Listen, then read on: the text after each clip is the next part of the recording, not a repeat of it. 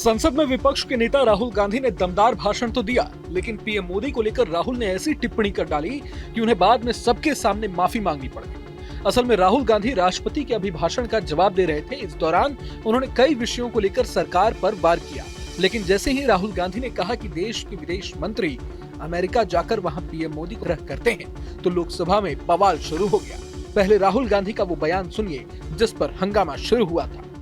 When we talk to the United States, we would not send our foreign minister to invite our prime minister to his coronation.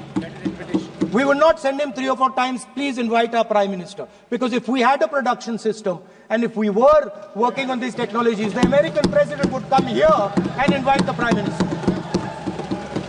So it is important to understand where Rahul के इस बयान के बाद केंद्रीय संसदीय कार्य मंत्री किरेन रिजिजू जवाब देने के लिए उठे। उन्होंने कहा कि विपक्ष के नेता को बिना किसी सबूत के ऐसे आरोप नहीं लगाने चाहिए।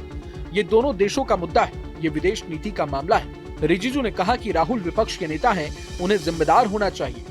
केंद्रीय मंत्री ने आगे कहा कि अगर विपक्ष के नेता के पास भले ही किसी स्रोत की ऐसी जानकारी हो जो उन्होंने कहा, तो उसे सदन में रखना चाहिए। हालांकि इस हंगामे के बाद राहुल गांधी ने तंज कसते हुए कहा कि मैं आपकी दिमागी शांति भंग करने के लिए माफी मांगता हूं। उन्होंने कहा कि मैं ये सवाल को उठाने के लिए माफी मांगता हूं। इस पर रिजिजू ने कहा कि आपने सदन में झूठ बोला है, इसके लिए माफी मांगे। आपको देश के मामले में तो एक होना चाहिए। रिजिजू ने कहा कि विपक्ष नेता को इस तरह की बयानबाजी नहीं करनी चाहिए। गंभीर विषय पर चर्चा चल रही है, सुनिए। Leader of opposition cannot make such serious unsubstantiated statement. This is related to the relation between two countries, and he is making a unverified statement about invitation of the Prime Minister of our country. Is matter of our dignity. How can you make such kind of statement? He is leader of opposition, sir. He should be responsible in making such statement. Sir, LOP is giving a very positive suggestions. Why they are worried, sir? For the country, he is giving. Leader of opposition has the information from any official source. He must inform the House.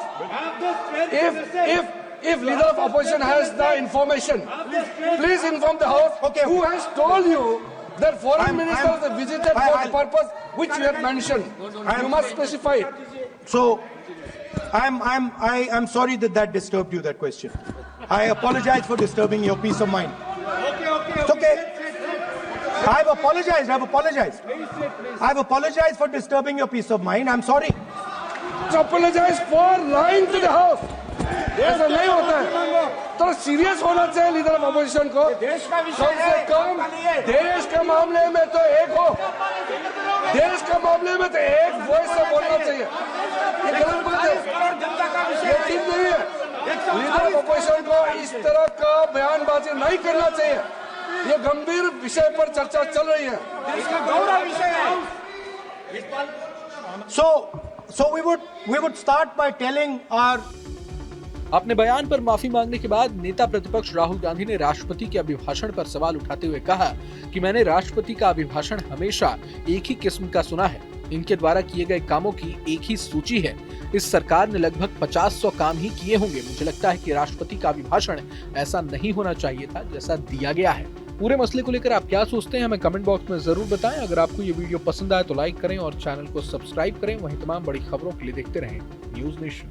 News nation अब WhatsApp पर खबरों के ताजा update के लिए news nation के इस QR code को स्कैन करें।